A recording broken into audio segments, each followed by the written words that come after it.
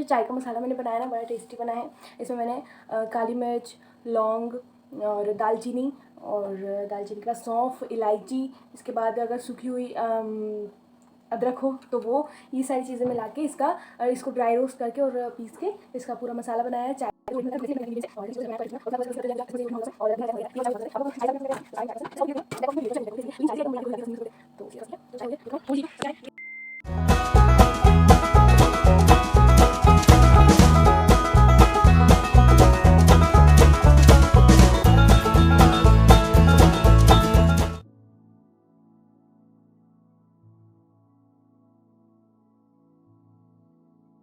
तो चाय अभी रख दी है मैंने बढ़िया से बनने, और जल्दी से मैं थोड़ी चूटी कर लेती हूँ।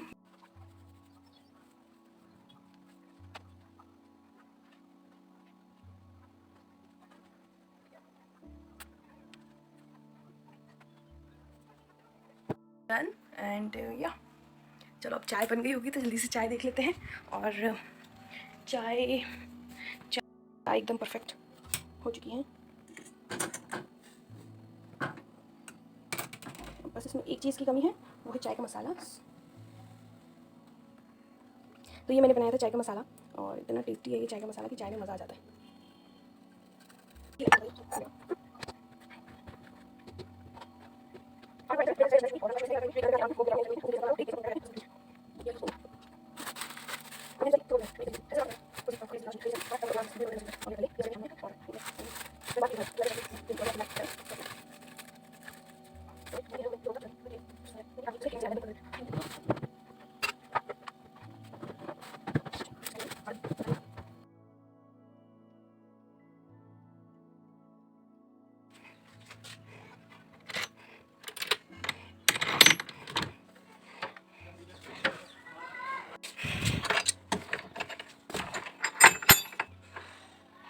पहले की ये जो सुनाई कामों में यूज़ होता है, इसका सुनाई कामों में इस तरह की संसी का यूज़ होता है,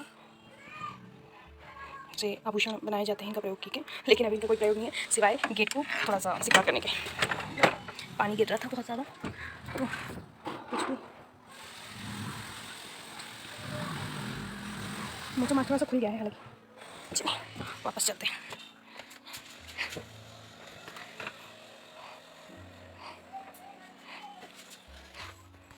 तो अभी स्टार्टिंग करूँगी सबसे पहले एमपी के करंट अफेयर्स से। तो थोड़ी सी चीज़ें याद रहेंगी तो आंसर राइटिंग में काम आएगी, क्योंकि एमपी की भी करेंगे अभी, तो इसलिए थोड़ा सा पहले एमपी करंट अफेयर्स से स्टार्ट करूँगी, और बाकी जो नेशनल इंटरनेशनल के लिए स्पीडी में ले आई हूँ। तो देखिए, ये जो करंट अफेयर्स के जो फैक्ट्स हैं ना, इनको आंसर राइटिंग में प्रयोग करना है।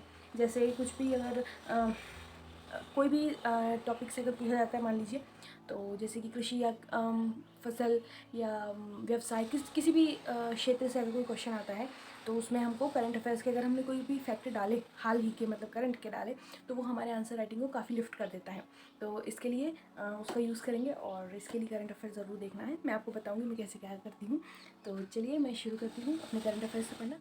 पढ़ाई में तभी अच्छा लगता है जब बिल्कुल नहा धो के एकदम तैयार होकर बैठो, वरना ऐसे मतलब बिना नहाए धोए तो पढ़ाई होती नहीं है। मतलब थोड़ी देर ठीक है, घंटे 2 घंटे, लेकिन थोड़ा सा अच्छे से फ्रेश होकर अपने आप को प्रॉपरली प्रिपेयर करके फिर पढ़ने बैठो तो अच्छा लगता है।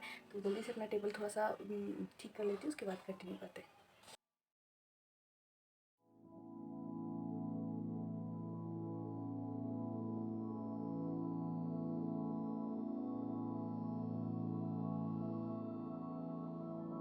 करंट अफेयर को हम मेंस के आंसर राइटिंग में कैसे लिंक करें, उसके लिए मैं आपको एक पढ़ रही थी तो मेरे एकदम सामने आया, तो मैं आपको बताती हूँ कि जैसे कि मध्य प्रदेश में कोई पर्यटन से संबंधित क्वेश्चन आया है कि पर्यटन का मध्य प्रदेश में क्या महत्व है, या इस टाइप से, तो हम उसके बारे में तो लिखेंगे कि क्या महत्व है, कौन सी फेमस पर्यटन है हमारे यहाँ पर, और उसके अलावा यूनेस्को में शामिल हुआ पर्यटन, हम सब उसके बारे में लिखेंगे। साथ ही हम उसको करंट अफेयर्स के तौर पर ये लिख सकते हैं कि हाल ही में जिन भी पर्यटन स्थल को ISO सर्टिफिकेट मिले हैं। तो ISO सर्टिफिकेट मिलते हैं कई सारे तरह से मिलते हैं, जैसे क्वालिटी के हिसाब से, फूड सिस्टम वहाँ पर जो चलता है, खाने पीने की जो सामान वहाँ पर विक्रय होता है उस हिसाब से भी मिलता है, और उसके बाद इन्वायरमेंटल मैनेजमेंट सिस्टम के तौर पे मिलता है। तो इस तरीके के कई प्रकार के जो है ISO सर्टिफिकेट होते हैं। तो उसमें से मध्य प्रदेश को हाल ही में Minto hall, boat club, wind and waves और इस तरह की जो 21 और ऐसे पर्यटन स्थल है जहाँ पर उनको ISO सर्टिफिकेट प्राप्त हुआ है। तो इस तरीके से हम हमारे क्वेश्चन को और बेहतर तरीके से लिख सकते हैं।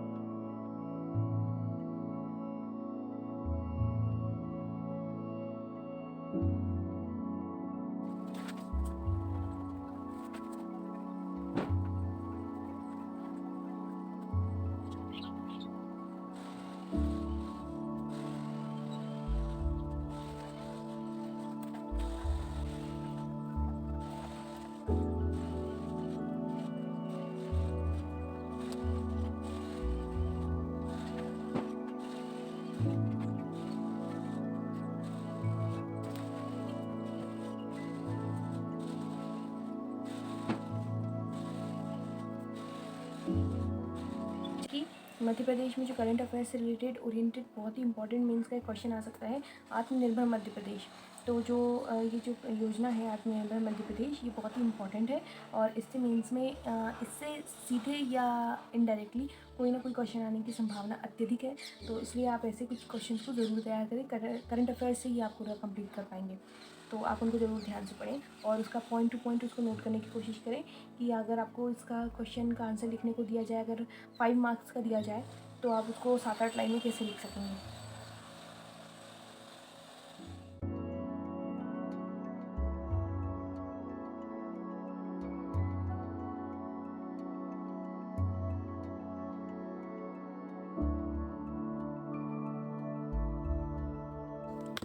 तो मैंने अभी एमपी से आने वाले करंट अफेयर ओरिएंटेड क्वेश्चंस को कंप्लीट किया है, जिसमें कि आत्मनिर्भर मध्य प्रदेश के जो विभिन्न पहलू हैं उसमें क्या क्या नवीनतम प्रयास किए जा रहे हैं वो, और इस हिसाब से अर्थव्यवस्था में क्या प्रयास हैं, शिक्षा में, स्वास्थ्य में, कृषि में, व्यापार में, ये सारी चीज़ों को मतलब भी देखा है और इसके मैंने पॉइंट्स नोट डाउन कर लिए हैं। तो हो सका तो आज शाम को शायद मैं थोड़ी सी इसी को रिलेटेड आंसर राइटिंग करूँगी। तो एक बार रिवाइज़ करूँगी इसको 5-10 मिनट में और फिर आंसर लिखने की कोशिश करूँगी कि जो मैंने फैक्ट याद किए वो मैं कैसे मतलब किस तरीके से अपनी कॉपी में उनको जोड़ सकती हूँ एक दूसरे से।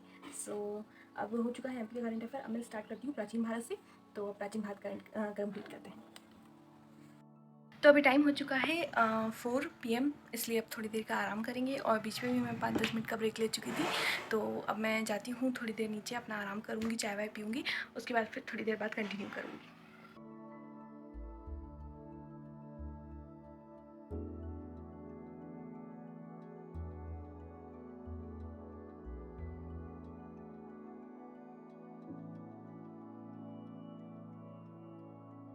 अभी टाइम हो रहा है 7 PM और मैं अपना डिनर बनाकर और ब्रश वगैरह करके एकदम फ्री हो गई हूँ और आ गई हूँ अपनी डेस्क पर।